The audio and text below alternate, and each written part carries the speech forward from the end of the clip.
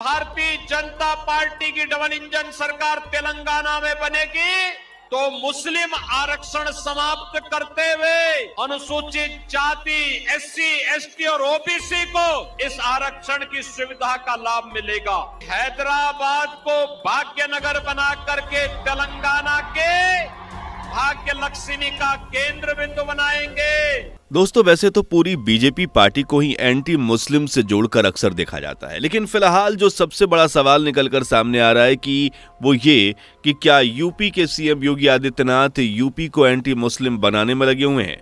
Is CM Yogi making UP anti Muslim state and does Yogi ji want to make UP Muslim free? Well, ये सब सवाल इसलिए उठ रहे हैं क्योंकि जब से सीएम योगी यूपी के चीफ मिनिस्टर बने हैं तब से ही उन्होंने कुछ ऐसे कानून बनाए हैं जिन्हें लेकर माना जा सकता है कि यह कानून मुसलमानों के विपक्ष में है।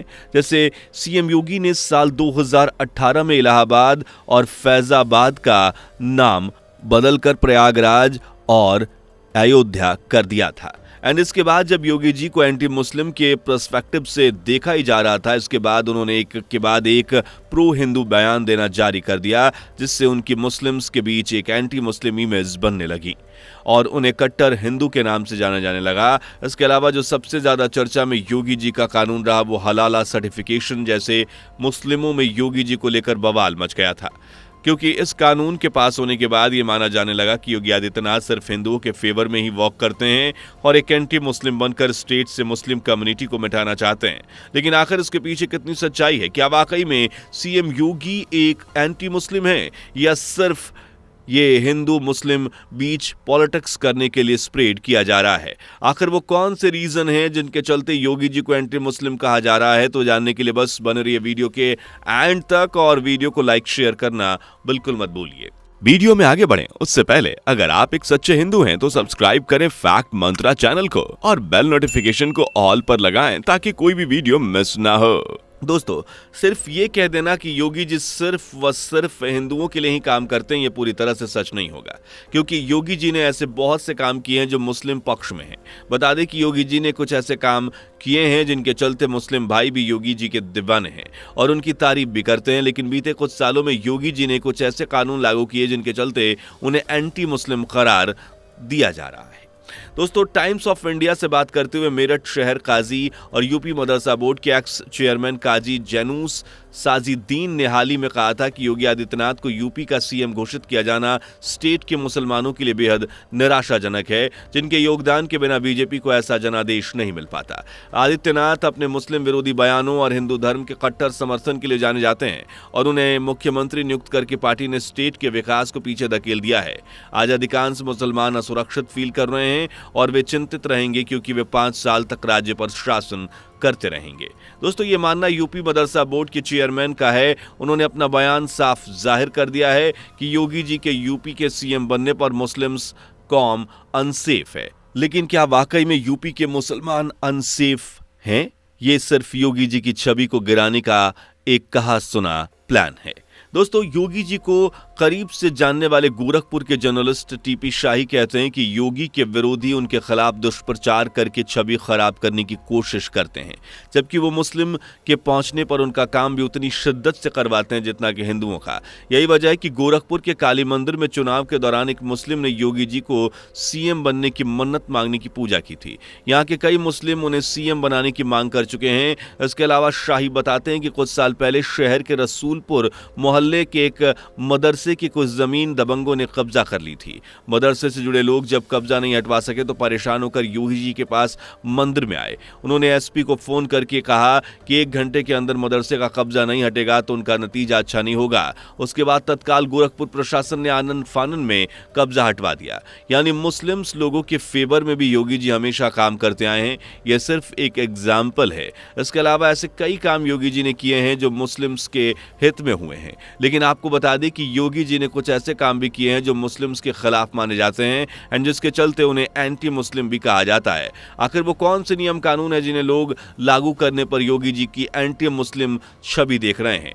दोस्तों, योगी जी को आज कुछ मुस्लिम एंटी मुस्लिम कह रहे हैं। इसका सबसे बड़ा रीजन है जो वो हलाला प्रोडक्ट पर योगी जी द्वारा लगाया गया बैन भी है, जिसके चलते मुस्लिम कम्युनिटी का एक बड़ा सा हिस्सा योगी जी पर भड़क उठा है। आपको बता दें कि मुस्लिम नेताओं ने और कार्यकर्ताओं ने इस कानून का विरोध किया था। कई जगह इसके प्रोटेस्ट भी देखने को मिले थे। तभी से मुस्लिम कम्युनिटी द्वारा योगी जी को एंटी मुस्लिम बोला जाने लगा, क्योंकि इन लोगों का मानना था कि यह कानून सिर्फ मुस्लिमों के अगेंस्ट है और ये मुस्लिम्स के खिलाफ ही लागू किया गया है।